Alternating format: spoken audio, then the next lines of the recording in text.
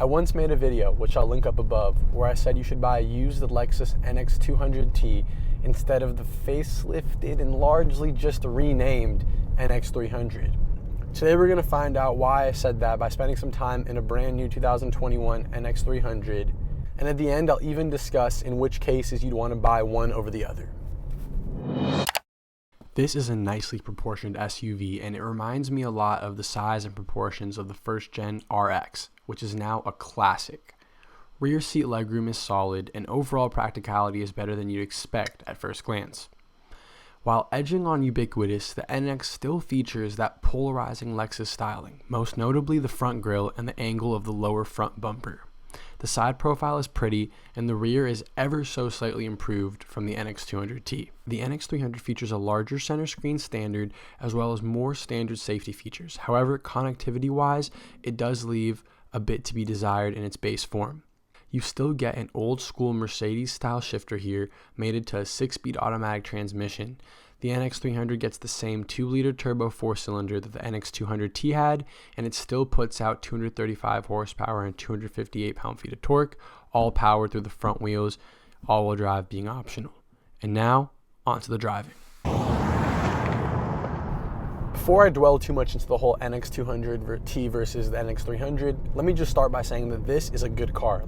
I mean it, this is a really good car, and it surprises me every single time I get into one of these.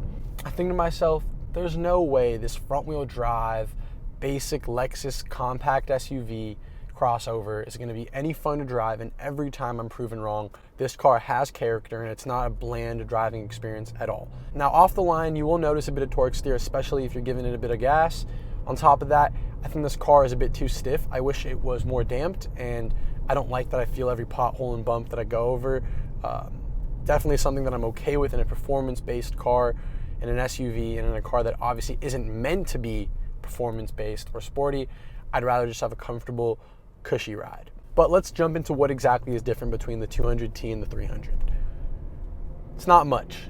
You have slightly redesigned taillights. You have a kind of bit better standard infotainment system, and you have a few more standard safety features and some safety tech. Now that's not a lot, but where the 300 really starts to hit its stride is in the options. So for instance, if you want a 10-inch touchscreen infotainment system, you're gonna have to get that as an option in the 300. It's not available in the 200t. Furthermore, if you want to get LED headlights, those are only optional on the 300 as well. And lastly, and probably most significantly, if you want a hybrid, that's only available in the 300. But with a base vehicle like this, there's not a whole lot of differences between this and a 200t. For instance, the one I reviewed in the video that I linked up above.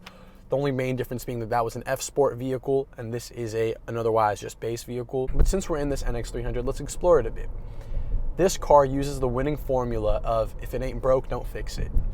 Now, I understand those of you and people who believe that the interior of this car is a bit dated, especially for a 2021 model year car. But it's all about simplicity. It's all about things that work. Sure, certain manufacturers utilize a lot more screens than this car. And hey, if you want a screen, I know a guy that can get you a screen. But if you're more about a basic and simple driving experience while sitting in a fairly luxurious car, that's really where Lexus wins. Now, some other Lexus models do have a bit more tech and some screens going on, particularly the RC models and the LC models. But in this SUV, and particularly in this base SUV, there's the NX, but the UX, but in this SUV, what you really get is just a simple infotainment and a very simple gauge cluster. Everything is easy to read, and everything's where you'd like it to be. More of the focus here is on bespoke Lexus touches. These are things like the faux leather stitched upper dash, this weird little mirror here in the center console here. You guys can check it out live and direct. The clock here in the center console next to the AC controls, and even model-specific floor mats. So Lexus is all about giving these little luxury touches and doing some things that its German counterparts choose not to do, or at least not to do standard. Things just work in this car, and you're never afraid that some tech feature or some screen is going to break or cause you a headache. Sure, some of the buttons and a couple of the materials here and there are a little bit more budget than the German counterparts. But I will say that the driving experience is superior to most cars in this class. And I know it's hard to believe, I'll say it again, I know this is a front-wheel drive Japanese car, but it really is fun to drive. This feels like a lifted up hatch in the way that an Audi Q3 does not feel like a lifted up hatch. So the seating position's a little bit higher up than I like, but the seats themselves are very comfortable, and the armrests are perfectly positioned for nice elbow down leisurely driving, like so. On top of that, you get paddle shifters. You actually get a nice steering wheel despite not being F-Sport, and you get paddle shifters, which can help you have some fun. Let's just say that much. Taking off here in manual mode, gonna use the paddle shifters. It's not an amazing manual mode. It doesn't give you the gears you always want, especially when you're downshifting, but it does help you engage with the car a bit.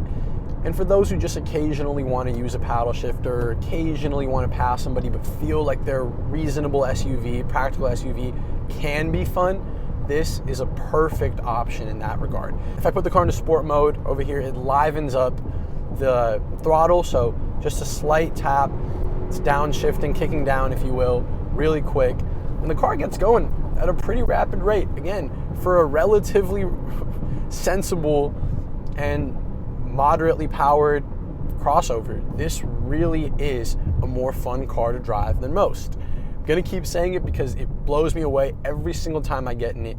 It really is fun to drive. Well, there's no time like the present to jump into a little tall boy test. So without further ado, here's a tall boy test.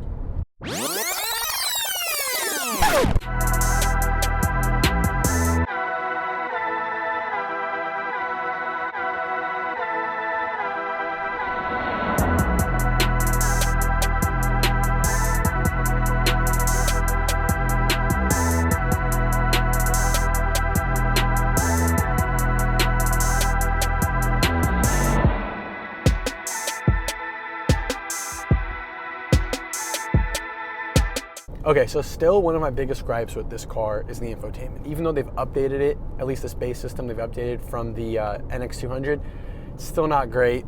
It's still difficult to manage and navigate with this ridiculous trackpad. I don't know why Lexus thinks this trackpad is an appropriate feature in a 2021 car. It blows my absolute mind.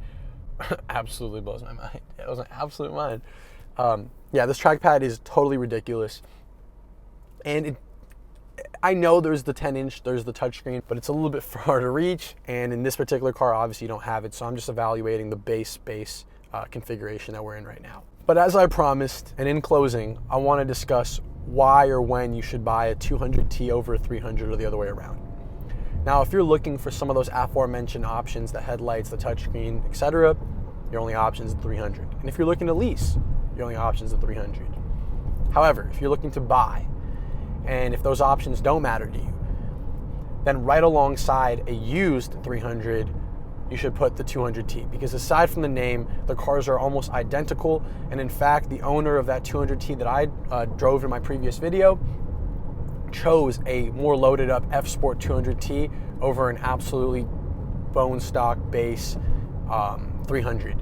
So those kinds of things, like getting some more options, maybe an upgraded audio system over getting a base 300, you might want to look at the 200T. The cars in their very base forms are almost 100% identical, aside from the tiniest of little tweaks like the tail lights and some of the standard safety suite. I do have to mention that there are fantastic lease deals on the 300s and the NX300. So if that's a car you're considering, it can make this car a bit more sweet. Again, for somebody who's looking to jump up out of maybe a RAV4 into a bit more of a luxurious car. I personally love the F-Sport because it gives you a bit more of a menacing front end look. Aside from that, this car really, really, really impresses me, both in how it drives and the quality, especially at the price and especially with how good of deals you can get on this car. So,